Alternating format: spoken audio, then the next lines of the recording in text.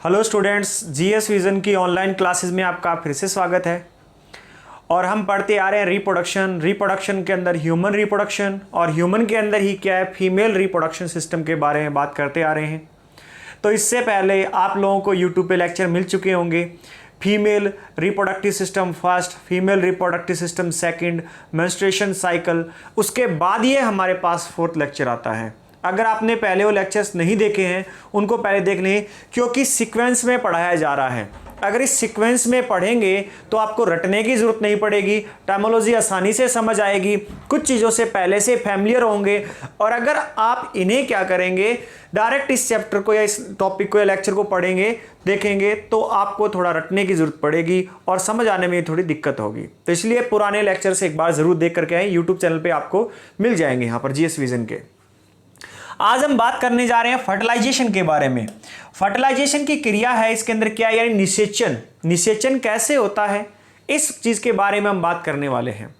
अगर हम देखें निषेचन के बारे में बात करें कि निषेचन होता कैसे या फर्टिलाइजेशन कैसे होता है, तो अगर सीधे शब्दों में देखें, अगर हम सीधे शब्दों में बात करें निषेचन की क्रिया होती कैसे है, तो देखिए पुरुष का शुक्राणु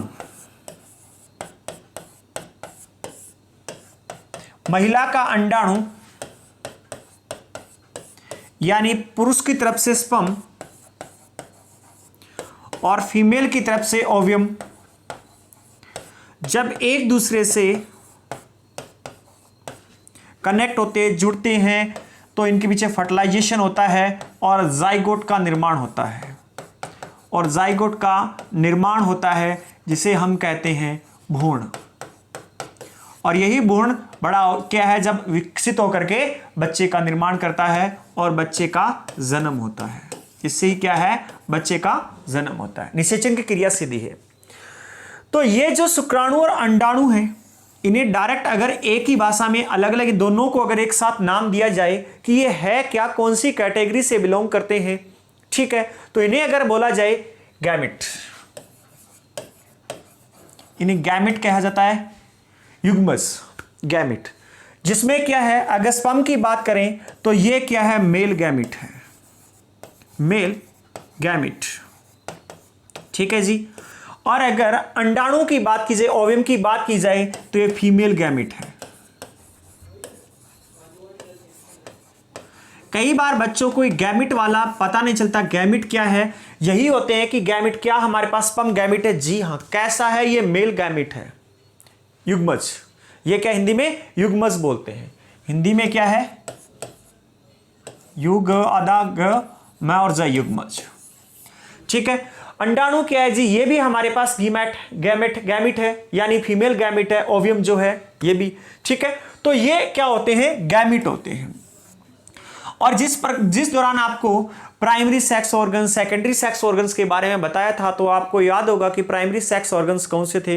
एक ओवरी और टेस्टिस के बारे में बात की थी हम लोगों ने, जो क्या गैमेट्स प्रोड्यूस करते हैं। सेकेंडरी सेक्स ऑर्गन्स क्या कर रहे थे, इन गैमेट्स को क्या कंडक्ट करते हैं और एक स्थान से दूसरे स्थान पर मूव करवाने का कार्य करते हैं। ये हमने फीमेल रिप्रोडक्टिव सिस्टम में पहले लेक्चर या पार्ट फर्स्ट में पढ़ा था इस चीज को। तो ये क्या है, गैमेट है। जब ये दोनों एक दूसरे से मिलते हैं, जब क्रॉस करते हैं मेल और फीमेल, तो ये चीजें रिलीज होती है, ये मेल की तरफ से, ये फीमेल की तरफ से, और इनसे क्या जाइगोट का निर्माण होता है। इसमें भी एन हमारे पास एन, और ये क्या 2n, जो गुणसूत्र क्रोमोसोमल जो हम बात करते हैं उन्हीं के बारे में। तो ये थी फर्टिलाइजेशन, हमारे पास निषेचन है क्या, इसके बारे में जो हम पढ़ रहे थे। ये चीज फिर से मैं आपको बता देता हूं, यहां भी पढ़ लेते हैं। फर्टिलाइजेशन ये क्या है, फ्यूजन यानी संलयन होता है। हिंदी में से संलयन कहते हैं।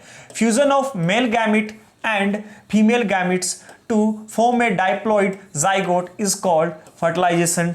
डाइप्लॉइड यानी 2n के रूप में बना है, ये क्या है, भ्रूण का निर्माण हुआ है, जाइगोट है, तो ये क्या है, फर्टिलाइजेशन कहलाता है। ये क्या है, फर्टिलाइजेशन कहलाता है। टर्म्स को ध्यान रखते हुए हमें क्या करना है, इन चीजों को पढ़ना है। कुछ हमारे पास महत्वपूर्ण टर्मिनोलॉजी है यहां पर, कुछ क्या सम इंपॉर्टेंट टर्मिनोलॉजी है, कुछ महत्वपूर्ण यहां पर बिंदु है हमें पढ़ने के लिए, जिनके बारे में हमें पता होना चाहिए। जो हमारे पास युग्मज संलयन की बात की जाए, सिंगैमी की बात की जाए, तो नर व मादा युग्मज का संलयन, यानी जो अभी अभी हमने देखा था किसका, कि एग या इसे क्या है, ओवियम यानी अंडाणु अंडाणु, और स्पर्म यानी शुक्राणु। जब इनका संलयन होता है तो जाइगोट का निर्माण होता है, तो इसे ही कहते हैं, इनके संलयन को क्या है, सिंगैमी या युग्मक संलयन, नर व मादा के युग्मक का संलयन। अगर फर्टिलाइजेशन को बोला जाए टर्मोलॉजी में तो स्टार्टिंग जो इनिशियल स्टेज है उसे क्या है, सिंगैमी कहा जाता है, युग्मक संलयन। इन दोनों का क्या है, संलयन होना, युग्मक संलयन। ठीक है, यानी गैमिट्स, इसका मतलब इंग्लिश में देखा जाए कि जो मेल एंड फीमेल गैमिट्स होते हैं उनका फ्यूजन होना, fusion of the male and female gametes is called, हमारे पास कॉल्ड क्या है, सिंगैमी कहलाता है। ये टर्मोलॉजी आपको ध्यान रखनी है, ये कई बार डायरेक्ट पूछ ली जाती है एग्जाम में। ये प्लाज्मोगेमी, अगर यहां बात हो रही है प्लाज्मोगेमी, तो प्लाज्मा के बारे में हम लोगों ने बात सुनी है। तो fusion of cytoplasm of two gametes, जो ये दोनों गैमिट्स हैं इनके अंदर भी क्या है, साइटोप्लाज्म यानी कोशिका द्रव्य। कोशिका चैप्टर जो फॉरेस्टर वालों को पढ़ा रखा है उसके अंदर आपको साइटोप्लाज्म के बारे में बताया था। तो उसी प्रकार से क्या प्रत्येक कोशिका, देखिए क्या है, स्पर्म भी एक सेल है और ओवियम भी एक सेल है, शुक्राणु भी एक कोशिका है और अंडाणु भी एक कोशिका है। यहां एक महत्वपूर्ण बिंदु ये और है, जिस बात को आप में हमेशा ध्यान रखना है कि जो स्पर्म है वो ह्यूमन के अंदर, वो क्या है, ह्यूमन के अंदर, सिर्फ मैंने ये कंडीशन लगा दी, ह्यूमन के अंदर यानी मानव के अंदर सबसे छोटी कोशिका है। सेल तो है ही है, और इसके बारे में जान लीजिए, मानव के शरीर की सबसे छोटी कोशिका पूछा जाए तो वो क्या होगा, स्पर्म होगा।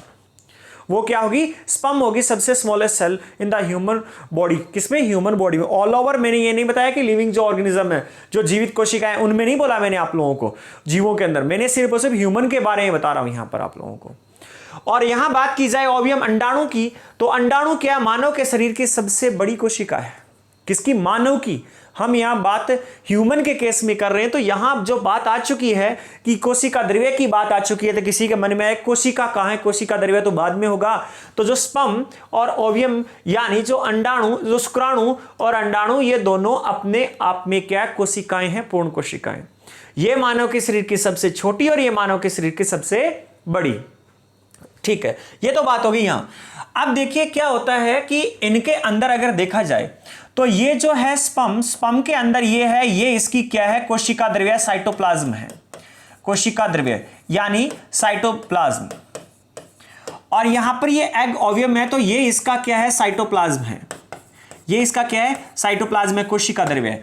जब इन दोनों का संलयन होता है, फ्यूजन होता है, देखो पहले सिंपल नॉर्मली एग का फ्यूजन होना था।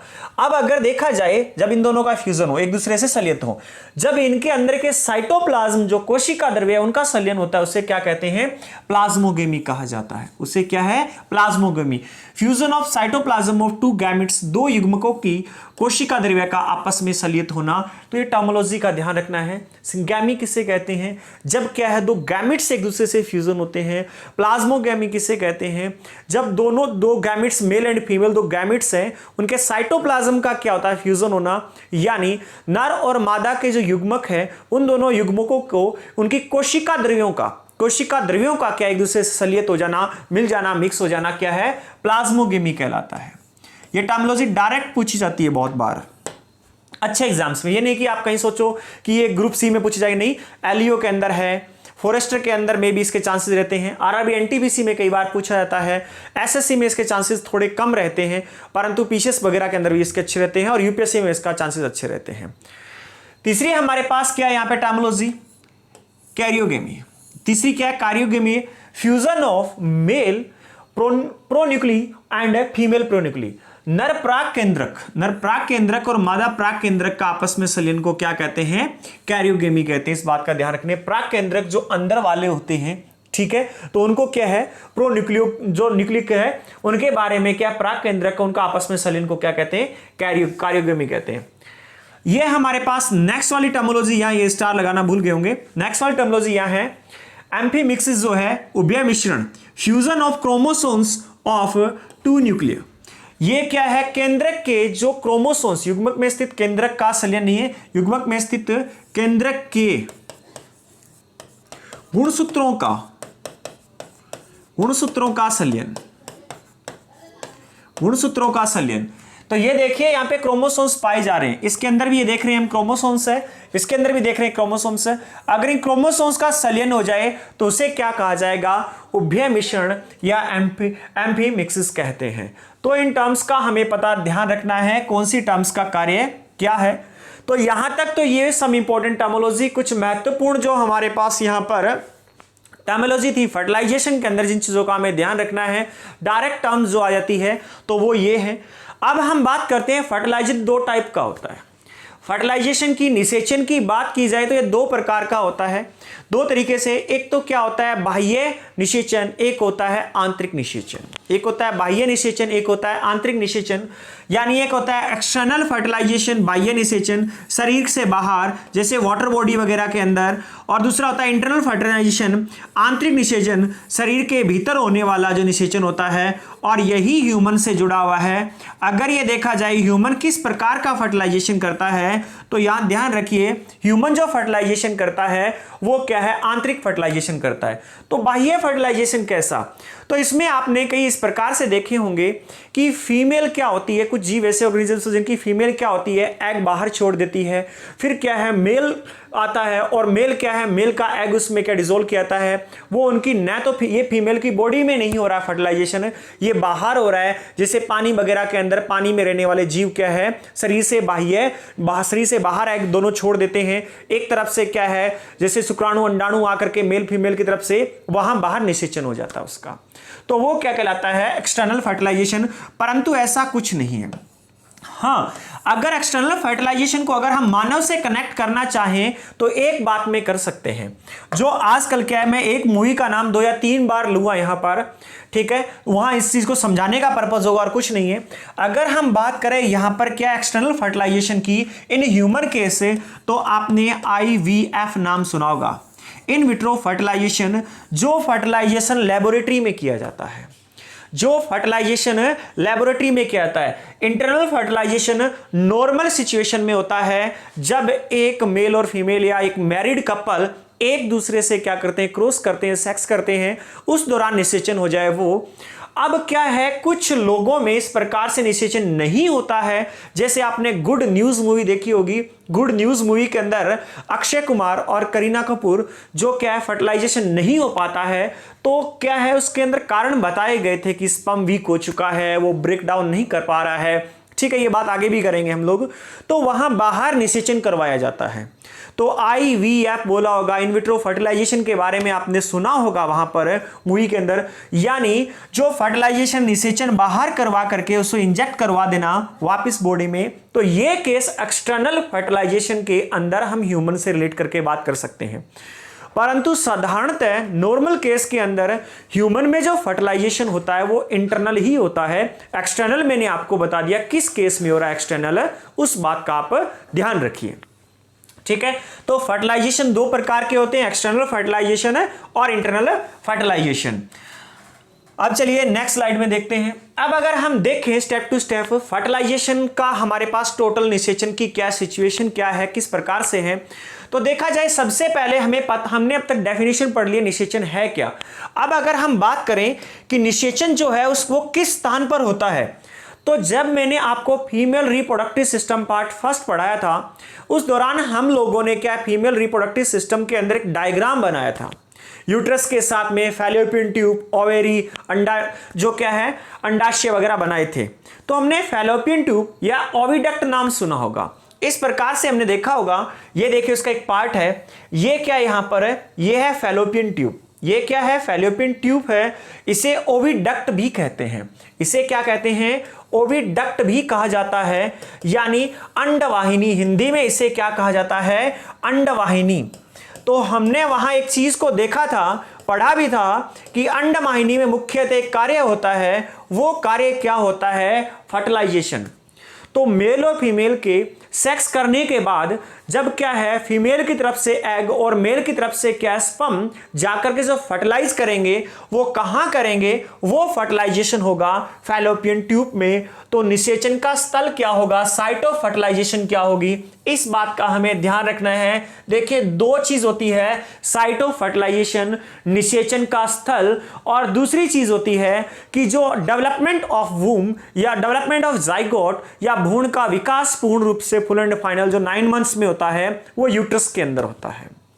वो कहां होता है, यूट्रस के अंदर होता है। ब्लास्टोसिस्ट स्टेज तक फर्टिलाइजेशन के बाद जब यहां देखिए यहां क्या है, इधर से मेल स्पर्म आ रहा है, यहां से फीमेल ले गए, यहां ये दोनों मिलते हैं, यहां फर्टिलाइजेशन के लिए हमने वहां पे एम्फीबियन, ये देखिए हमारे पास एम्पुला और स्टेमस जंक्शन, उसके अंदर आपको बताया था कि एक पार्ट एम्पुला है और ये स्टेमस है। जंक्शन जब यहां ये दोनों जहां एक साथ मिलते हैं, एक साथ जहां कनेक्ट है, उस स्थान पर क्या होता है, ये फर्टिलाइजेशन होता है, जाइगोट का निर्माण होता है। और जब तक जाइगोट डेवलपमेंट में से एक स्टेज होती है ब्लास्टोसिस्ट, वो स्टेज ना आ जाए तब तक फर्टिलाइजेशन के बाद यहीं पे ही रहेगा, और ब्लास्टोसिस्ट स्टेज के बाद वो यहाँ पे वूम में आकर के यहां पर क्या रहता है, जमा हो जाता है एंडोमेट्रियम लेयर के अंदर। और प्रोजेस्टेरोन नामक हार्मोन जो क्या मेंस्ट्रुएशनल साइकिल के अंदर बताया गया था, आपको पढ़ाया है, अगर वो लेक्चर नहीं देखा तो देख लें एक बार, है उसका कार्य है यहां पर भ्रूण को बना करके रखने का कार्य है।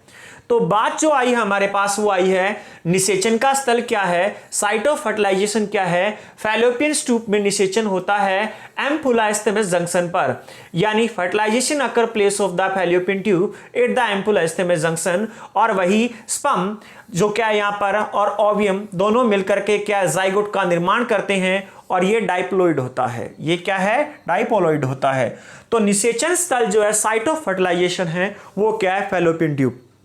देखें अभी तक हम इसके फर्टिलाइजेशन होने के लिए किन किन चीज़ों की आवश्यकता होती है, कैसे कैसे प्रोसेस चल रहा है, उनके बारे में बात कर रहे हैं। अभी तक कोई फर्टिलाइजेशन नहीं हुआ है और डिटेल में प्रोसेस आगे सीखते जाएंगे। सबसे पहले हमने जो सीखा है वो हमने डेफिनेशन पढ़ी है, what is a fertilization, fertilization है क्या, हमारे पास पहला बिंदु ये था, तो इसके बारे में हमने डिस्कस किया। इसके बाद सेकंड पॉइंट जो हमारा यहाँ आता है वो आता है साइट ऑफ फर्टिलाइजेशन, जिसके बारे में हमने डिस्कस किया है। देखिए हर एक पॉइंट से क्वेश्चन निकलता है, तो थोड़ा ध्यान से पढ़ें और साथ साथ सोचते रहें। मैं भी आपको बीच बीच में बताता रहता हूं कि यहां से क्वेश्चन कैसा बनता है, यहां से क्वेश्चन कैसा बनता है, परंतु आप खुद भी थोड़ा थोड़ा अपना दिमाग लगा करके क्वेश्चन निकालते रहें। ठीक है, चलिए नेक्स्ट हमारे पास क्या है, नेक्स्ट थर्ड वाला है अराइवल ऑफ स्पर्म। अब देखिए सबसे पहले क्या, स्पर्म का आना, क्योंकि अगर देखा जाए फर्टिलाइजेशन कहां होगा, फीमेल के पास होगा। फीमेल के केस में क्या, फीमेल की बॉडी के अंदर होगा, तो स्पर्म बाहर से आएगा। तो अगर देखा जाए तो ये क्या, फीमेल रिप्रोडक्टिव सिस्टम का डायग्राम है, जिसके अंदर इसको हमने देखा था, पढ़ा था। ये क्या है, ओवेरी है, ठीक है। ये क्या है, फैलोपियन ट्यूब या ओविडक्ट है। इसके बारे में हमने देखा, ये क्या है, यूट्रस है। और यहां ये क्या हमने देखा, सर्विक्स है, ठीक है। और ये क्या है, वजाइना। ये क्या है, वजाइना यानी योनि है। तो देखिए अराइवल ऑफ स्पर्म, स्पर्म क्या है, आएगा कैसे, एंटर कैसे करेगा, ये है वजाइना। जैसे ही वजाइना क्या, मेल और फीमेल कैंडिडेट जब सेक्स करते हैं तो पेनिस जैसे वजाइना में आता है, तो यहां से मेल कैंडिडेट क्या करता है, स्पर्म रिलीज करता है, सीमन जिसे कहते हैं सीमन, कहने का मतलब सीमन रिलीज करता है, वीर्य को रिलीज करता है सीमन, ठीक है। उसमें स्पर्म होते हैं, उसमें क्या होते हैं, स्पर्म होते हैं। और एक बार में देखा जाए तो लगभग 300 मिलियन स्पर्म, लगभग 300 मिलियन स्पर्म क्या होते हैं एक बार में, या सिंगल टाइम सेक्स करने में अप्रोक्सीमेट इतने सारे स्पर्म क्या होते हैं, जाते हैं। अब ये जाएंगे कहां से, यहां से वेजिना से होते हुए सर्विक्स भाग से, यूट्रस से होते हुए फैलोपियन ट्यूब के पास जाते हैं। तो इनका आने का जो रास्ता है वो क्या है, कहां से आएंगे, ये क्या है, मेल पेनिस यानी पुरुष के शीर्षण से रिलीज होते हैं, सीमन के द्वारा, सीमन में होते हैं यानी वीर्य के द्वारा। जैसे जो वीर्य है उस वीर्य में लगभग 300, एक बार सेक्स के दौरान लगभग 300 मिलियन, अप्रोक्सीमेटली क्या है, लगभग 300 मिलियन नॉर्मल कंडीशन में। परंतु गुड न्यूज वाली मूवी के अंदर थोड़ी दिक्कत थी, क्वांटिटी थोड़ी बहुत ऊपर नीचे हो सकती है। 300 मिलियन है तो क्या ये 300 के 300 मिलियन ही वहां जाएंगे? नहीं, 300 के 300 मिलियन स्पर्म नहीं, ये बस कुछ 100 की संख्या में कुछ ही 100 जाते हैं, यानी लगभग क्या है, कुछ 100 ही जा पाते हैं आगे, कुछ 100 ही जा पाते हैं, 200 400 600 ही आगे क्या होते हैं, जा पाते हैं। बाकी जो होते हैं उनका यहां पर योनि उपकला कोशिका से, योनि के अंदर उपकला कोशिका के द्वारा, उपकला कोशिका के द्वारा भक्षण कर लिया जाता है, उनका भक्षण कर लिया जाता है। कुछ 100 ही स्पर्म क्या होते हैं, अंदर जा पाते हैं योनि से आगे, क्या सर्विक्स यूट्रस से होते हैं फैलोपियन ट्यूब के पास। बाकी जो होते हैं इनका क्या भक्षण कर लिया जाता है योनि की उपकला कोशिका के द्वारा। तो यहां हम देख रहे थे अराइवल ऑफ स्पर्म, तो मैथुन के दौरान ड्यूरिंग द सेक्स क्या होता है, क्रिया के दौरान अपने पुरुष अपने सीसन के द्वारा मादा की योनि में वीर्य का त्याग करता है, सीमन का त्याग करता है। इस क्रिया को वीर्यसेचन, इंसेमिनेशन, अगर ये पूछा जाए कि what is the insemination, insemination क्या है, वीर्यसेचन क्या है, तो सेक्स के दौरान जब पुरुष क्या है मादा की योनि में या वेजाइना के अंदर जो सीमन क्या करता है वहां पे इंजेक्ट कर देता है, तो इसे क्या इंसेमिनेशन, वीर्यसेचन कहते हैं। नर एक बार इजैकुलेट के या एक बार सक्लित होने में, सिंगल टाइम सेक्स करने पर या उसमें क्या लगभग 300 मिलियन स्पर्म मादा की योनि में डालता है। परंतु मैंने आपको ये बात बता दी है कि इन 300 मिलियन स्पर्म में से मात्र कुछ 100, जो 300 मिलियन जो स्पर्म है शुक्राणु है, इनमें से मात्र कुछ 100 ही आगे जा पाते हैं, बाकी योनि की उपकला कोशिका इसका भक्षण कर लेती है, बाकी योनि की उपकला कोशिका इसका भक्षण कर लेती है। अभी फर्टिलाइजेशन नहीं हुआ है, अभी फर्टिलाइजेशन नहीं हुआ है, अभी क्या स्पर्म एंटर किया है। इसके बाद बहुत सारी क्रियाएं होगी अंदर, भले ही वो सेकंड, माइक्रो सेकंड या कुछ ही मिनटों में हो जाए, परंतु स्टेप टू स्टेप पढ़ने में उनको डिटेल में हमें समय लगेगा। अगला पॉइंट अगर हमारे पास देखा जाए तो वो है movement of sperm. Movement of sperm की बात की जाए, शुक्राणु की गति की बात की जाए। अब तो हमने इससे पहले देखा अराइवल ऑफ स्पर्म, स्पर्म जो आने का, ये अब क्या मूवमेंट ऑफ स्पर्म। तो मूवमेंट ऑफ स्पर्म हमने वहीं देख लिया था कि स्पर्म क्या है, मादा की योनि से होते हुए, सर्विक्स से होते हुए यूट्रस से फैलोपियन ट्यूब की तरफ जाता है। तो यही बात यहां बताएगी, जैसे शुक्राणु मादा के जनिक पथ में पहुंचता है तो गर्भाशय व फैलोपियन ट्यूब में संकुचित होने के कारण योनि सर्विक्स से होते हुए फैलोपियन ट्यूब की तरफ बढ़ता है। अब शुक्राणु स्वयं गति करने लग जाता है। जब यहां से जाने के बाद क्या शुक्राणु स्वयं गति करने लग जाता है, और अगर इसकी गति दर देखी जाए तो ये होती है लगभग 1.5 to 3 mm पर मिनट, इतनी स्लो गति में ही जाता है, मिलीमीटर पर मिनट, 1.5 to 3 मिलीमीटर पर मिनट की रफ्तार से ये अंदर की तरफ जाता है। ठीक है, तो ये यहां पर बताया गया है, soon as it reaches the female genital tract they move from the vagina, cervix, fallopian tube due to the contraction of uterus and the fallopian tube. Now sperm moves 1.5 to 3 mm per minute. तो ये क्या movement of sperm है, वीर्य की, जो क्या है movement of sperm शुक्राणु की गति है। शुक्राणु की गति लगभग 1.5 से 3 mm पर मिनट होती है, अप्रोक्सीमेट में यही रेंज दी होती है। कई जगह आपको 2 to 3 मिल जाएगा, कई जगह 1 to 3 मिल जाएगा, परंतु 1.5 to 3 mm ये भी आपका राइट आंसर रहेगा। अगला पॉइंट जो हमारे पास आता है द्वितीय ओसाइट या arrival of secondary oocyte. Arrival of secondary oocyte, या ये कह सकते हैं सेकेंडरी ओसाइट किसे कहते हैं, ओवियम को कहते हैं, अंडाणु को कहते हैं। तो इसके बारे में मेंस्ट्रुएशन साइकिल माहवारी चक्र वाली वीडियो के अंदर है, आपको एक स्टेज बताई थी हमने, एक फेज पढ़ा था फॉलिकुलर फेज, एक हमने फेज पढ़ा था फॉलिकुलर फेज। उस फेज के दौरान आपको बताया गया था कि देखिए होता क्या है, इस प्रकार से ये है, हमने ओवेरी के बारे में बात की थी, ये है ओवेरी यानी अंडाशय है। इसके फॉलिकुलर स्टेज के अंदर क्या होता है, primary follicle, secondary follicle, tertiary follicle, secondary follicle और मैच्योर फॉलिकल। इसमें आपने पढ़ा था और आपको बताया गया था कि एफएसएस हार्मोन के द्वारा ये क्या धीरे धीरे इनमें क्या होता है, ये फॉलिकुलर स्टेज किस समय से किस समय थी ये बताया गया था आप लोगों को। तो ये बताया गया था आपको 5th डे से लेकर के, मेंस्ट्रुएशन साइकिल के 5th डे से लेकर के 13 डे तक, ये 9 दिन ऐसे होते हैं जिन दिनों में क्या होता है, ये प्राइमरी फॉलिकुलर सेकेंडरी टर्सरी से मैच्योर फॉलिकल यानी ग्राफियन फॉलिकल में कन्वर्ट हो जाता है। इसके बाद यहां पर ग्राफियन फॉलिकल में कन्वर्ट होने के बाद 14th डे क्या होता है, 14th डे क्या होता है, इस प्रकार से देखा था हमने। और ये क्या, इसमें से टूट करके ओवियम या सेकेंडरी ओसाइट बाहर आ चुका था। ये क्या था, ग्राफियन फॉलिकल, या हमने इसे पढ़ा था मैच्योर फॉलिकल। इसमें से क्या होता है, मैच्योर फॉलिकल में मैच्योर फॉलिकल रैप्चर होकर के यानी यहां से टूट करके इससे क्या होता है, ओवियम अंडाणु बाहर आ जाता है। तो यही बात यहां बताने वाली थी। इसी बात के बारे में यहां पर हो रहा है कि अराइवल ऑफ सेकेंडरी ओसाइट। तो सेकेंडरी ओसाइट या कि अंडाणु का आना, अंडाणु कैसे आएगा, किस प्रकार से आएगा, तो यही चीज बताई गई थी वहां भी। इसलिए मैं कहता हूं पुराने लेक्चर को सीक्वेंस में जरूर पढ़ें, वरना आपको आधा अधूरा ज्ञान रहेगा। यहां देखें तो ये बोला रजो चक्र के 14वें दिन, कहने का मतलब यहां पे रजो चक्र से विप्राय है मेंस्ट्रुअल साइकिल के 14 डे में अंडोत्सर्ग होता है, ओवुलेशन होता है। इसके द्वारा मादा के अंडाशय से सेकेंडरी ओसाइट स्रावित होता है।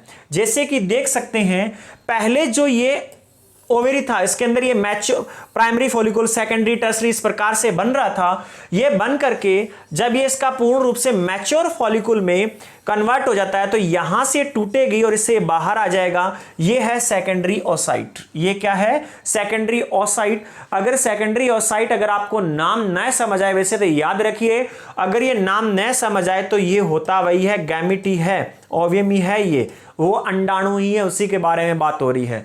तो ये क्या 14th डे क्रिया होती है। मेंस्ट्रुअल साइकिल वाला लेक्चर के अंदर पूरा डिटेल में फॉलिकुलर स्टेज के अंदर, फॉलिकुलर फेज के बाद हमने ओवुलेटरी फेज पढ़ा था, उसके अंदर इन दोनों फेजेस के अंदर पूरी स्टोरी बताई गई है। फिर भी हल्का सा मैंने यहां आपको बता दिया है, फिर वहां एक बार जरूर देखें, क्योंकि सीक्वेंस में पढ़ोगे ज्यादा बेटर रहेगा, समझ भी अच्छा आएगा और क्वेश्चन भी आसानी से निकल जाएंगे। तो ये अराइवल ऑफ सेकेंडरी ओसाइट कैसे आता है, कौन से दिन आता है, 14th डे आता है। रजो चक्र के 14th डे अंडोत्सर्ग होता है। इसके दौरान अंडोत्सर्ग किसे कहते हैं, ओवुलेशन। यही तो बात हमने यहां देखी थी। अभी हमने जो देखा था कि होता क्या है, ये मैच्योर हो गया 13 डे तक, 14 डे में क्या होगा, ये मैच्योर फॉलिकल है, इसका यहां से बाहर से ये रैप्चर हो जाएगा, टूट जाएगा और इसमें से सेकेंडरी ओसाइट बाहर आ जाएगा, सेकेंडरी ओसाइट बाहर आ जाएगा, या कह सकते हो ओवियम अंडाणु बाहर आ जाता है, अंडाणु बाहर आ जाता है। और एक चीज ध्यान रखिए, जो निषेचन है उसको सबसे जल्दी या सबसे अच्छे तरीके से होने की जो संभावना होती है वो सेकेंडरी ओसाइट के बाहर आने के लगभग 24 घंटे के अंदर सबसे ज्यादा संभावना होती है निषेचन होने की, फर्टिलाइजेशन होने की। यानी 14th डे जो मेंस्ट्रुएशन साइकिल के फर्स्ट डे से लेकर के 14th डे जो होता है, उस 14 डे में सबसे ज्यादा क्या होती है, फर्टिलाइजेशन होने की संभावना होती है, चांसेस रहते हैं, जिस दिन एग बाहर आया उस दिन। ठीक है, और इसके अंदर यही सब चीजें क्या है, अब क्या है, अब सेकेंडरी ओसाइट यहां से निकल गया तो ये निकल करके क्या है, ये फिम्बरी और सीलिया से गति करता हुआ क्या एम्पुला स्टेम जंक्शन के अंदर पहुंच जाता है, जहां पर शुक्राणु के साथ इसका फ्यूजन हो जाता है। ये एम्पुला स्टेम जंक्शन ये हम लोगों ने फैलोपियन ट्यूब के अंदर देखा था, ये चीज हमने फैलोपियन ट्यूब के अंदर देखी थी। फिर भी अगर आप इसे दोबारा देखना चाहते हैं तो कोई दिक्कत नहीं है, यहां देखिए, इसमें देख लेते हैं। ये देख सकते हैं इस डायग्राम के अंदर हम लोग कि यहां ये है ओवेरी और यहां से क्या हुआ, ये अंडोत्सर्ग हुआ है, यहीं से क्या हुआ है, ये एग के रूप में गया, ये यहां जा रहा है, यहां जाते हुए यहां पर ये है, यहां पे एम्पुला और स्टेम जंक्शन, ये इधर से स्पर्म आता है, इधर से ओवियम सेकेंडरी ओसाइट आता है और इनके बीच में निषेचन होता है। ये चीज यहां से आई है, इस बात का ध्यान रखना है। तो ये बताने वाली बात ये थी। और ये मोस्ट इंपॉर्टेंट बात जो ये बताई गई, अभी बताइए आपको, निषेचन तब ही होगा जब शुक्राणु और सेकेंडरी ओसाइट लगभग एक ही समय पर पहुंचेंगे। देखिए स्पर्म और ओवियम जब एक ही समय पर वहां पर पहुंचेंगे तभी वहां पर क्या हो पाएगा, फर्टिलाइजेशन, निषेचन हो पाएगा। इन केसेस में देख सकते हैं ऐसी बात क्यों, ऐसा क्यों है, तो देखिए जो क्या है अनमैरिड फीमेल होती है यानी अविवाहित लड़कियां होती है, उनमें मेंस्ट्रुएशन साइकिल हमेशा आते रहते, निषेचन नहीं होगा, फर्टिलाइजेशन नहीं होगा। क्यों? क्योंकि भले ही एग हर 14 डे को निकल करके मेंस्ट्रुएशन साइकिल के रजो चक्र के हर 14वें दिन निकल करके आए, वहां पर वो विकसित होकर खुले, वेट करे, परंतु जब तक उसे स्पर्म नहीं मिलेगा तब तक उसमें फर्टिलाइजेशन नहीं होना है। इसीलिए सेक्स होगा तभी फर्टिलाइजेशन होगा। और कौन से? मेनली 14 डे के बारे में। तो इस बात को इसलिए यहां पे हाईलाइट किया गया है। निषेचन तभी होगा जब शुक्राणु सेकेंडरी ओसाइट लगभग एक ही समय पर पहुंचेंगे। ठीक है, अब देखिए नेक्स्ट हमारे पास 6 पॉइंट डिस्कस करने के लिए फर्टिलाइजेशन में क्या है? शुक्राणु की योग्यताजन यानी क्या है? कैपेसिएशन ऑफ स्पर्म। कैपेसिएशन ऑफ स्पर्म से मतलब एक ही है, शुक्राणु को एक्टिव कर देना, जो स्पर्म है वो एक्टिव हो जाए। ये नहीं कि स्पर्म जब यहां से एंटर किया था तभी वो एक्टिव था, तब वो मूव कर रहा था, अब उसे सक्रिय होना है, उसे एक काम करना पड़ेगा, फीमेल एग जो ओवियम है उसे भेदना पड़ेगा और उसके अंदर एंट्री मारनी पड़ेगी उसे। फीमेल जो ओवियम है या जो फीमेल एग जो है, एग सेल है, उसको भेदना पड़ेगा, उसके अंदर जाना पड़ेगा। तो उसके लिए उसे क्या होना? सक्रिय होना पड़ेगा, एक्टिव होना पड़ेगा। अकेले उसके आने से या एंटर करने से नहीं, अब उसे एक्टिव होकर के कुछ अपने आप में बदलाव ला करके कैसे ना कैसे किसी भी प्रकार से फीमेल के ओवियम में एंट्री मारनी है, एग के अंदर इसे जाना है। जैसे कि अगर देखा जाए तो ये फीमेल एग है, इसके अंदर क्या? स्पर्म को एंट्री मारनी है, स्पर्म को एंट्री मारनी है। तो अब वो एंट्री मारने के लिए से पहले एक्टिव होना पड़ेगा, तभी वो एंट्री लगा पाएगा यहां पर। ठीक है, अब अगर हम देखें यहां पर तो देखिए क्या है, ये शुक्राणु की योग्यतार्जन यानी कैपेसिएशन ऑफ स्पर्म, ये क्या है? इसमें यही बताया गया शुक्राणु का सक्रियण के कार्य शुक्राणुओं की योग्यतार्जन कहते हैं, शुक्राणु की योग्यतार्जन कहते हैं। ठीक है, कैपेसिएशन डन कब होगा? कैपेसिएशन डन तब होता है जब क्या है? शुक्राणु, जब शुक्राणु क्या है? फीमेल जेनिटेरिया में पहुंचता है। यहां पे ये क्या है? फीमेल जेनिटल ट्रैक्ट में पहुंचता है, जननिक पथ में पहुंचता है। जब यहां स्पर्म जाएगा तब इसके अंदर जाकर के क्या होता है? ये एक्टिवेट होता है। अब होता क्या इस दौरान? देखो ये कैसे होगा, तो ध्यान से देखिए, यहां जो फीमेल जेनिटल ट्रैक्ट है, यहां से कुछ सिक्रेशन होता है, यहां से कुछ स्रावण होता है।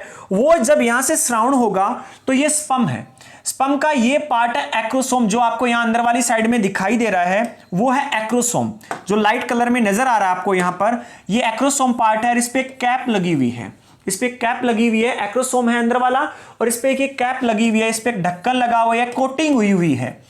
अब जब ये स्पर्म इस प्रकार कोटिंग के द्वारा, जब इसी कोटिंग के साथ एक्रोसोम पर लगे हुए ढक्कन या कैप के साथ जब एंट्री मारेगा तो यहाँ फीमेल जेनिटल ट्रैक्ट जो है, महिला की योनिया सर्विक्स वगैरह ये वाला एरिया, यहाँ से सिक्रेशन होगा, श्रावण होगा कुछ इस प्रकार से, तो वो इसकी कोटिंग को हटा देगा, इसकी कोटिंग को हटा देगा, यानी इसकी ऊपर वाली कैप को रिमूव कर देगा। और ये क्या है? फिर एग भेदने में सक्षम हो जाएगा। जिस प्रकार से हम देख सकते हैं, अगर इसको देखा जाए तो ये एक पेन है और पेन आगे से बंद है, ये कॉपी में नहीं लिख सकता, परंतु कॉपी में लिखने के लिए इसकी कोटिंग या केप हटाना पड़ेगा।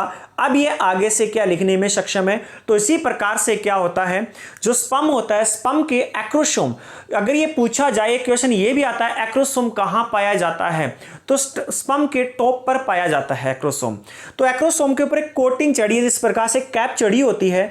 जैसे ये फीमेल जेनिटेरिया में क्या है, ट्रैक में प्रवेश करेगा, जेनिटल ट्रैक में प्रवेश करेगा, जननिक पथ में प्रवेश करेगा, वहां से सिक्रेशन होगा और ये केप क्या है? निकल जाएगी। अब स्पर्म एक्टिव हो चुका है, अब स्पर्म एक्टिव हो चुका है। तो स्पर्म एक्टिव कहां पर जाकर के होता है? तो वो देखिए जननिक पथ में जाकर या फीमेल जेनिटेलियल ट्रैक में जाकर के एक्टिव होता है। यही बात यहां बताई गई है। इस क्रिया के दौरान फीमेल जेनिटल ट्रैक में कुछ सिक्रेशन होता है जो एक्रोसोम पर स्थित कोटिंग को हटा देते हैं, जिससे स्पर्म एक्टिवेट हो जाता है और एग को भेज सकता है। तो यानी अगर यहां देखा जाए, यहां इसके आगे कोटिंग चढ़ी हुई एक्रोसोम के ऊपर, तो अगर वो हट जाएगी तो ये एक्टिव हो जाएगा और एक्टिव होने के बाद में फीमेल एग को ये क्या कर सकता है? भेज सकता है, पेनिट्रेट कर सकता है, उसके अंदर घुस सकता है स्पर्म। सेक्स हो चुका है, उसके बाद स्पर्म और एग की बातें चल रही है, मेल फीमेल कैंडिडेट अलग अलग हो चुके हैं। अब ये पूरी की पूरी जो क्रिया हो रही है, फीमेल रिप्रोडक्टिव सिस्टम वाला जो डायग्राम देखा था, ये डायग्राम है, इस डायग्राम ये वाला पोर्शन है, इस पोर्शन के अंदर सारी क्रियाएं चल रही है भी, सारे के सारे प्रोसेस जो पढ़ते जा रहे हैं आगे वाले जो 5 से आगे 5 6 ये इसके अंदर हो रहे हैं। तो ये स्पर्म एक्टिवेशन है। छठा पॉइंट, शुक्राणु की युगतार्जन, कैपेसिएशन ऑफ स्पर्म, यानी कैपेसिएशन ऑफ स्पर्म क्या है? तो सीधा यहां पर आपको एक ही बात याद होनी चाहिए कि स्पर्म का एक्टिवेट होना कैपेसिएशन ऑफ स्पर्म कहा जाता है।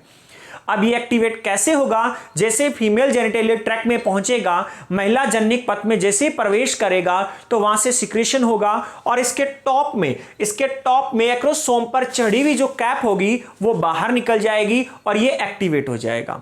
ये बात यहां हमने 6 पॉइंट में सीखी, कैपेसिएशन ऑफ स्पर्म के अंदर सीखा है। अगला पॉइंट हमारे पास आता है, अब होने वाला है जो दोनों तरफ से बहुत बड़ी रिएक्शन होना। अभी तक निषेचन नहीं हुआ है, निषेचन की प्रोसेस चल रही है, निषेचन होने की पूरी क्रिया चल रही है, आगे स्टेप टू स्टेप बढ़ता जा रहा है निषेचन होने की तरफ। यानी अभी तक फर्टिलाइजेशन डन नहीं हुआ है, परंतु फर्टिलाइजेशन डन होने के लिए जो सर्कमस्टांसेस चाहिए, जो उसे वहां का माहौल चाहिए, वो वाला क्रिएट होता जा रहा है। ये एक प्रोसेसिंग है। होने के लिए इसे बहुत कम समय लगता है, परंतु समझने के लिए स्टेप टू स्टेप देखेंगे तो इतना हमें स्टेप टू स्टेप याद रखना है। अब होनी है कुछ फिजिकल एंड केमिकल इवेंट्स होने हैं, भौतिक और रासायनिक क्रियाएं होनी हैं। भौतिक और रासायनिक क्रियाएं क्या है अब वो देख लो। नंबर 1 जो इसके अंदर क्रिया होनी है वो है एक्रोसोमल अभिक्रिया। वो क्या है? एक्रोसोमल अभिक्रिया है। अब एक्रोसोमल अभिक्रिया में हो क्या रहा है? अब एक्रोसोमल अभिक्रिया में क्या होगा पहले पढ़ते हैं, फिर पूरा डिटेल में यहां समझाता हूं। जुड़ी हुई बात एक्रोसोम से ही है, जुड़ी हुई बात जो है यहां पर ये एक्रोसोम से ही है। एक्रोसोमल अभिक्रिया में क्या है? इस क्रिया में शुक्राणु के शीर्ष पर स्थित एक्रोसोम के द्वारा स्पर्म लाइसिन्स रिलीज होते हैं जो सेकेंडरी ओसाइट में स्थित अंड झिल्लियों को तोड़ने का कार्य करते हैं। अब स्टोरी सुन लो क्या है। इससे पहले हमने देखा था कि यहां भी हमने देखा है कि स्पर्म एक्टिवेट हो चुका है, इसकी कैप हट चुकी है। अब क्या होने वाला है? जब इसकी यहां से कैप ये हट गई तो ये एक्रोसोम अभिक्रिया होगी। ये टोटल काम इस एक्रोसोम पार्ट से होगा। अब ये एक्रोसोम पार्ट से कुछ इस प्रकार की क्या है जो कहते हैं कि स्पर्म लाइसिन रिलीज होंगे, जो क्या करेंगे पूरा का पूरा इनका काम होगा। ये पहले इतनी चीज को स्पर्म लाइसिन तक छोड़ करके अब थोड़ा सा इधर देख लीजिए। ये है फीमेल का एग, इसे ओवियम देखते जा रहे हैं, फीमेल का एग है। स्पर्म का काम है इसके अंदर बिल्कुल एंट्री मारनी, यहां तक स्पर्म ने यहां तक आना निषेचन करने के लिए। तो उससे पहले स्पर्म को यहां इसके बाहर चारों ओर सेफ्टी है, सुरक्षा है, या झिल्लियां लगी हुई है, फॉलिकुलर सेल्स बने हुए हैं। ये क्या है? जोना पैलिसिडा सेल्स बनी हुई है, यहां कई सारी सेल्स बने हुए हैं। इन सबको क्या करना पड़ेगा? तोड़ करके इसे एंट्री मारनी पड़ेगी। इन सबको तोड़ करके इसे एंट्री मारनी पड़ेगी। इन्हें तोड़ने के लिए, इन सभी को तोड़ने के लिए इसे कुछ प्रकार की जो क्या चीजें, एंजाइम्स वगैरह रिलीज करने होंगे, जिससे क्या ये सब चीजें टूट करके स्पर्म एंट्री मार जाए अंदर, स्पर्म एंट्री मार जाए अंदर की ओर एंट्री लगा जाए, बस अंदर की ओर एंट्री लगा जाए। तो उससे क्या कहते हैं? अब स्पर्म क्या करेगा? जैसे स्पर्म का ये टॉप वाला भाग हटा, पिछले हमने देखा कि स्पर्म एक्टिवेट हो गया। अब एक्टिवेट स्पर्म जो क्या है एक्रोसोम अभिक्रिया में क्या करता है? यहां से ये क्या करेगा? स्पर्म लाइसिन्स, जो स्पर्म लाइसिन्स मैंने बताया कि स्पर्म लाइसिन्स यानी कुछ प्रकार के पदार्थ रिलीज करेगा, कुछ प्रकार के पदार्थ रिलीज करेगा जो बस कैसे ना कैसे इन सब झिल्लियों को तोड़ करके, इन सब सेल्स को तोड़ करके, कवर को तोड़ करके, कवच को तोड़ करके अंदर एंट्री मार जाए। तो उसे कहते हैं स्पर्म लाइसिन्स है। तो यही बात बोली गई है यहां पर। इस क्रिया में शुक्राणु क्या है? शुक्राणु एक शीर्ष पर स्थित एक्रोसोम के द्वारा स्पर्म लाइसिन रिलीज करता है। क्या करेगा? स्पर्म एक्रोसोम से स्पर्म लाइसिन रिलीज करेगा। जो क्या करेंगे? वो सारे के सारे स्पर्म लाइसिन है। इसमें क्या है? इसको अंडोत्सर्ग यहां बोला गया, ये देखिए, ये क्या है? अंड झिल्ली, अंड झिल्लियों को तोड़ने में, अंड झिल्लियों में तोड़ने में सहायता करेंगे, तो अंड झिल्ली को तोड़ने में सहायता करेंगे। तो ये क्या? Sperm lysine. अब यहां सब बातों की एक बात, स्पर्म लाइसिन का कार्य क्या है? स्पर्म लाइसिन का कार्य है जो फीमेल ओवियम है, महिला जो क्या है अंडाणु है, उसके बाहर लगी हुई फॉलिकुलर सेल्स है, चाहे वहां अगर हम देखें, यहां पे देखो फॉलिकुलर सेल है, जोना क्या यहां पर है, पैलिसिडा है, इन सबको तोड़ करके स्पर्म को एंटर मारनी है साइटोप्लाज्म में, साइटोप्लाज्म में जाके न्यूक्लियस के पास जाना है। तो इसके लिए ये सारे के सारे काम स्पर्म लाइसिन करेगा। अब इन स्पर्म लाइसिन के अंदर अगर हम बात करें तो स्पर्म लाइसिन में देखिए एक होता है हाइलो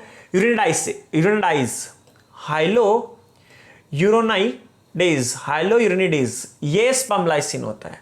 इसका काम देख लो क्या है, इसका काम है dissolve hyaluronic acid with cementing follicle cell. Dissolve करना है, क्या करना है, डिसॉल्व करना है किसको, फॉलिकल सेल के अंदर है हाइलोरोनिक एसिड को डिसॉल्व करना है। अब बात समझ नहीं आई होगी, यहां देखो किसके अंदर है, फॉलिकल सेल्स के अंदर। तो ये है फीमेल ओवियम और इसके अंदर आपको जो यहां नजर आ रही है ये क्या है, फॉलिकुलर सेल्स हैं या फॉलिकल सेल्स हैं। अब इनके बीच में एक एसिड है, जो एसिड क्या करता है, इनको एक दूसरे से जोड़े रखता है। ये एग है, पूरा का पूरा एग, ये सबसे बाहर वाला एरिया, इसका सबसे बाहर वाला जो हाइलोयूरेनिडेज है उसका कार्य क्या है, डिसॉल्व करना है हाइलोरोनिक एसिड को। इनके बीच में हाइलोरोनिक एसिड है जो इन्हें क्या है, इस प्रकार से मजबूत करके चिपका के रख रखा है इन सेल्स को। तो जो सबसे पहले ये वाला हमारे पास लाइसिन है, स्पर्म लाइसिन, ये इस वाले एसिड को क्या कर देगा, डिसॉल्व कर देगा। तो अब इसके बीच में थोड़ी सी जगह मिल जाएगी, अब इसके बीच में जगह मिल जाएगी। ये कौन रिलीज कर रहा है, एक्रोसोम रिलीज कर रहा है। एक्रोसोम, स्पर्म बाहर खड़ा हुआ है, एक्रोसोम में पार्ट में से क्या है, स्पर्म लाइसिन रिलीज हुए। अब जैसे टूटेंगे दरवाजा खुलेगा, स्पर्म एंट्री मार जाएगा। तो उसको दरवाजा तोड़ने के लिए या इस कवच को तोड़ने के लिए जो यहां पे स्पर्म लाइसिन है वो कार्य कर रहे हैं। दूसरा यहां पर क्या है, corona digesting enzyme, corona digesting enzyme है। कोरोना ये जो आप आजकल देख रहे हैं कोरोना, वो ये नहीं है, ये कोरोना एक यहां पर लेयर मिलेगी आपको, कोरोना रेडिएंट जो है, ये कोरोना रेडिएंट, ये क्या, इसे कोरोना रेडिएंट, ये वाले हैं, ये वाले जो ये हैं कोरोना रेडिएंट, जो क्या यहां पर डाइजेस्टिंग एंजाइम कोरोना को डिसॉल्व कर देंगे, कोरोना को डिसॉल्व कर देना। इनका कार्य क्या है, पहले देखो जो यहां पर फॉलिकुलर सेल्स थे या ये कह सकते हैं जो कोरोना सेल्स थे, इनको दूर, इनके बीच वाला एसिड निकाल करके इनके बीच की बॉन्डिंग को तोड़ा गया।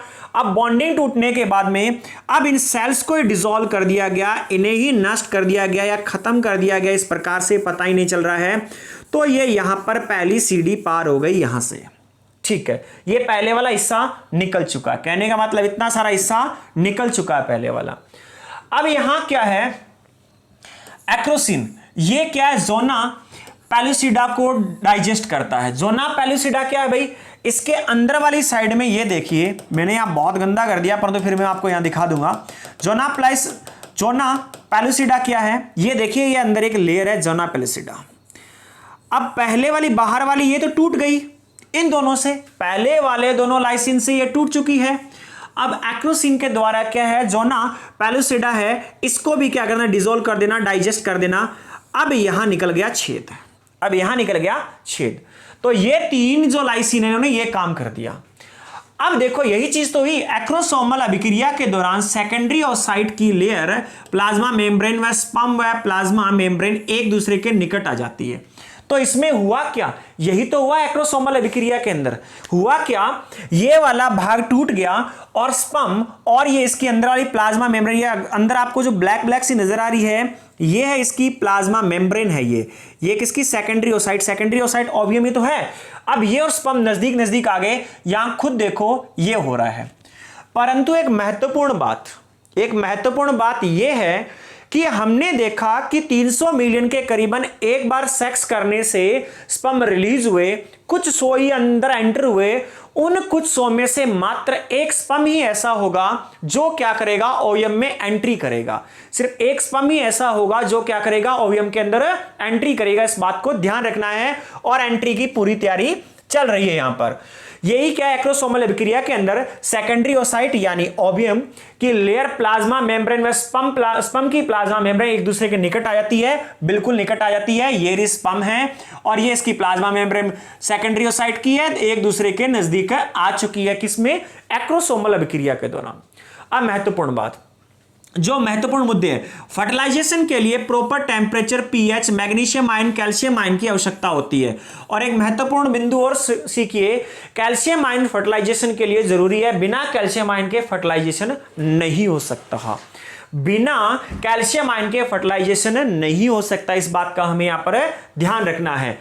स्पर्म व सेकेंडरी ओसाइट की लेयर एक दूसरे के संपर्क में आ जाती है, तब सेकेंडरी ओसाइट की प्लाज्मा मेम्ब्रेन में डीपोलराइजेशन, विध्रुवीकरण हो जाता है, जो सोडियम चैनल खुल जाते हैं और कैल्शियम क्या होता है, कैल्शियम आयन सेकेंडरी ओसाइट के भीतर प्रवेश कर जाते हैं। अंदर भीतर प्रवेश करने की क्रिया चल रही है और वही अटैच हो रखे शुक्राणु अंदर प्रवेश करने के लिए अभी प्रवेश नहीं हुआ है, परंतु यहां क्या जुड़े हुए हैं। अब यहां एक चीज और भी हो रही है, यहां पर डीपोलराइजेशन का कार्य क्या है, डीपोलराइजेशन का कार्य क्या, मुद्दा यहां है कि स्पर्म व सेकेंडरी ओसाइट की लेयर एक दूसरे के संपर्क में आती है तो डीपोलराइजेशन वाली क्रिया होती है, प्लाज्मा मेम्ब्रेन में डीपोलराइजेशन वाली क्रिया होती है।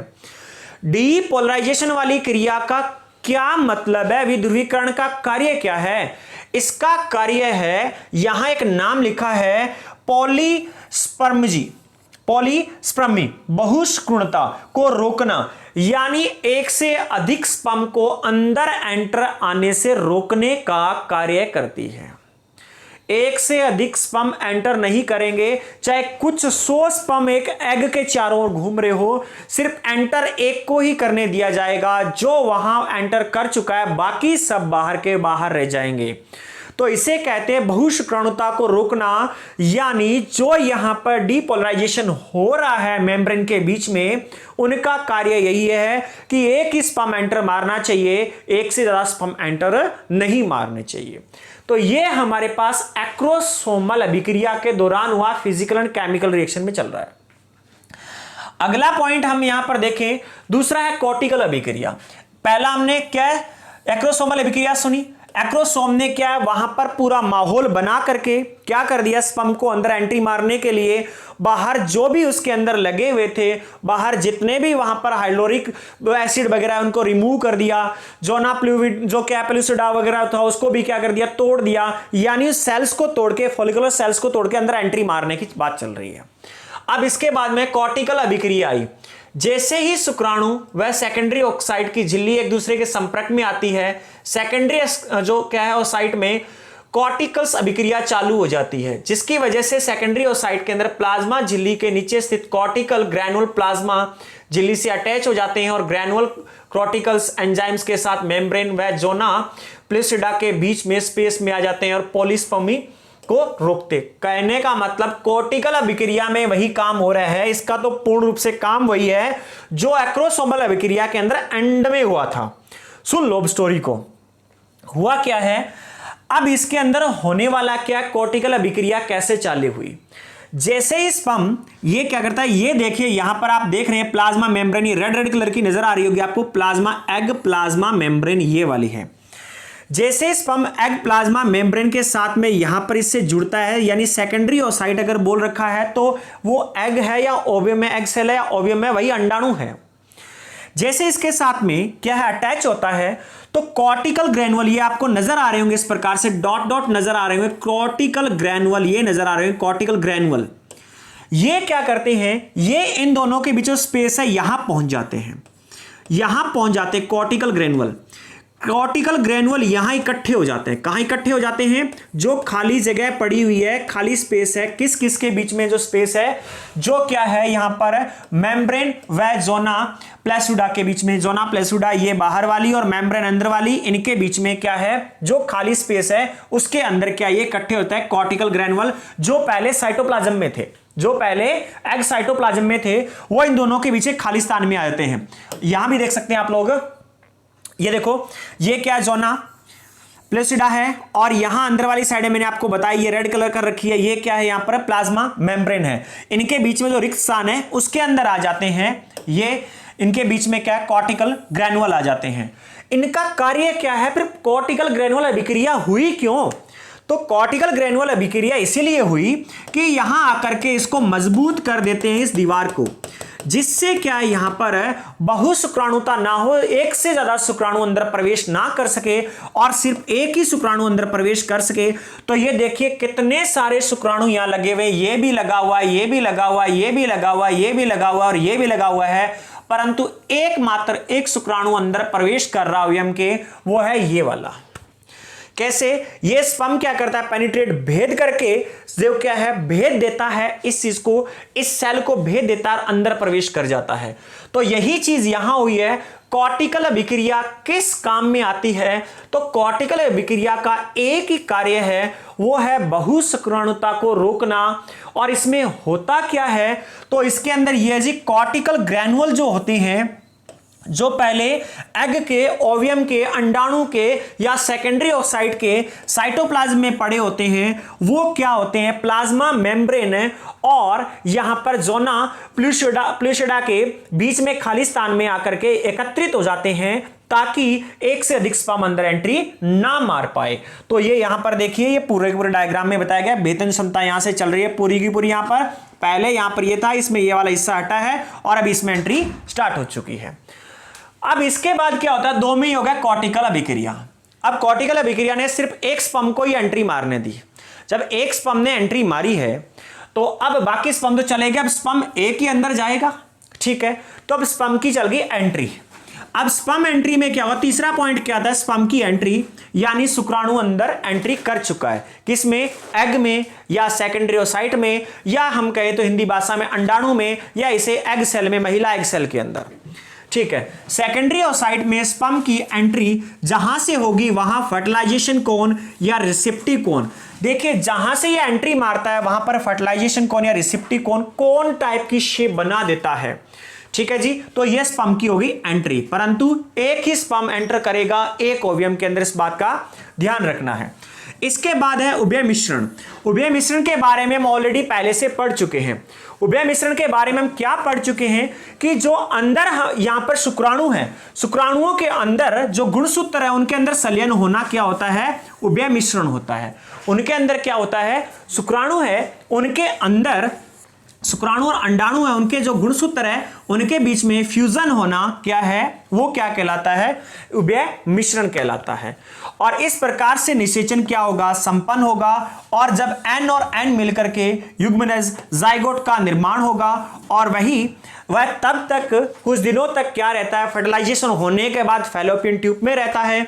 और जैसे ही जाइगोट की ब्लास्टोसिस स्टेज आती है तो वो कहां प्रवेश कर जाता है, यूट्रस के अंदर एंट्री मार जाता है। और यूट्रस की एंडोमेट्रियम जो लेयर है वो उसका रोपण करती है। और मेंस्ट्रुएशन साइकिल के अंदर ऑलरेडी हम ये भी पढ़ चुके हैं, प्रोजेस्टेरोन नामक जो वहां हार्मोन होता है उसका कार्य है भ्रूण को बना करके रखना, उसको मेंटेन रखना।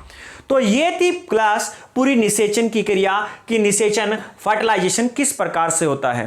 तो मैं आपको एक बात बता देता हूं, अगर आपको ऐसा लगे कि एक बार में ये चीज क्या थोड़ा ज्यादा डिटेल में या थोड़ा ज्यादा ओवरलोड हो चुकी है, तो एक एक पॉइंट को पढ़ते रहें, उसको नोट करें और उसके बाद उसको रिवाइज करें, फिर नेक्स्ट पॉइंट में जाएं।